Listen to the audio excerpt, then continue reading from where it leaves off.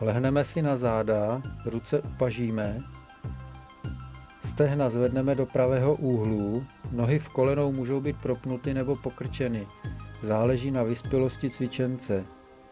Pánev mírně podsadíme. Z této výchozí polohy s nádechem a pomalu otočíme dolní končetiny do jedné strany a lehce se dotkneme spodní nohou podlahy.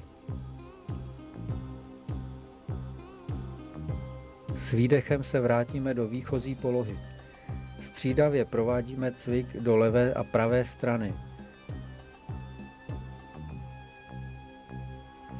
Kromě šikmých břišních svalů tento cvik posiluje také spodní část zad, proto by neměl chybět v žádném základním nebo začátečnickém tréninkovém plánu. Všechny břišní svaly jsou anatomicky i funkčně propojeny. Zvláště je třeba si uvědomit, že žádný břišní sval nepřechází kyčelní kloub a neupíná se na stehenní kost. Z toho vyplývá, že jakékoliv pohyby v kyčelním kloubu a už vůbec ne v koleni, jak je někdy v posilovně vidět, nemohou tyto svaly procvičit.